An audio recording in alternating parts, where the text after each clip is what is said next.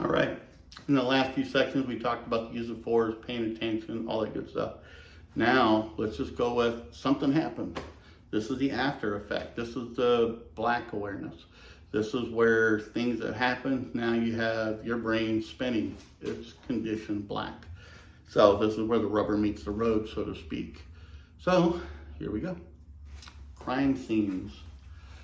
If you were to use deadly physical force, because the gun's involved, we're going to go with that one. You are obligated to answer certain things to the police before your rights are read. They don't read you your rights and then you start talking. There are certain things you have to give. I'm going to go over my list. Suspect descriptions. It's important so they can catch whoever was going after you. Number of outstanding suspects, if you know that. Directions, your shots were fired, because they need to account. If you shot 5 rounds, they need to account for all 5 of those to make sure they're not sitting in somebody innocent somewhere, because you'll pay for that one. Suspect vehicles, if used or if known. Last direction of travel. Where were they last seen running, if relevant. Last direction of travel, again, if relevant, you know it. Location of witnesses, this is important. I am a big fan of, hold on. You know how they always teach you, you'll shoot a couple rounds, scan and assess. It's not doing it just to frickin' do it. You're doing that to break your tunnel vision. And 2, I want to pay attention. Maybe that guy dropped his gun over there and I need to see that. That way I can keep a watch of it before the cops get there and somebody else don't take off with it. Because then now you have the guy never had a gun. You said there was, but now it's not there. I want to look for stuff like that. I might pay attention to 3 people or 2 people or 1 person somewhere sitting here that I believe saw it. Because witnesses don't always come forward.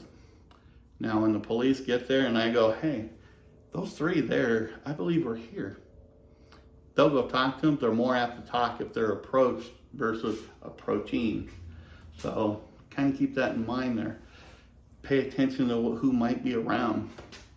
And look at, like I just said, location of any evidence. If you see that gun drop there and they took off, I don't have a problem walking over and stepping on it. I'll stay right there until the cops get there so the gun doesn't disappear. Don't pick it up.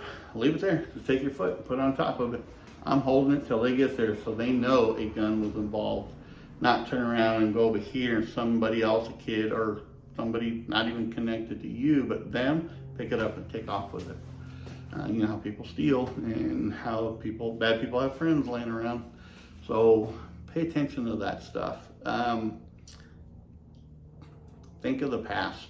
I'm gonna go by my notes here because I use these quite a bit. Think of the past. Learn from past incidents to set your future up for success. Failures only breed success. If you take those failures on incident, learn from it, maybe you can be successful later in life, regardless what it is. Just look at them. Acknowledge the present. Stay tuned to what you're doing. One thing I can say this is invest in the future. This would be your training, your knowledge. It does not hurt to go out and look at stuff, read stuff, use of force papers, different stuff like that. I do it all the time. My training, I train every year.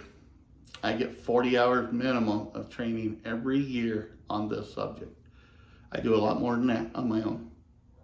But I do this every year to stay up with what's current, because things change, things evolve. So your training, your knowledge needs to be kept fresh. Don't learn today and expect it to be that way for the next 5 years, because it's probably not. Laws evolve, laws morph into other things. Some get added, some get dropped, some get better, some get worse. I'm gonna go ahead and say it.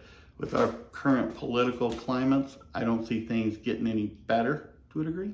They're probably gonna get worse. So you need to learn what's out there, especially depending on the guns or the equipment you're using. So use the WIN acronym. What is important now? What's important now? Cut it down. W-I-I-N. What is important now? What's important now? W-I-N.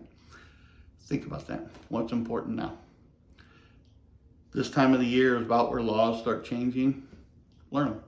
Between like September through November, December is where laws start changing in this state. Learn them. This is a time where you should be going over use of force, justification, ARS 13, Title 13, Section 401 through 421. Learn them. Yes, there are some police stuff in there. I forgot 1311 or something like that. But, or 13411 or 412, one of them too. Learn them anyways. It's always good to have knowledge. It's not good to have short on knowledge. So the more knowledge you have, the better decisions you can make. So on that aspect there, let me turn my little book here for some notes. Go over your justification. The book I give you has every justification, ARS, Title 13, 401 through 421, word for word, all of them. So there you go. That was your crime scene. That was your use of force.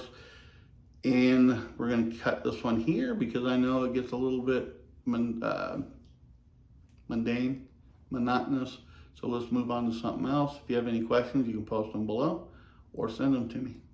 Let's go to the next section. See you soon.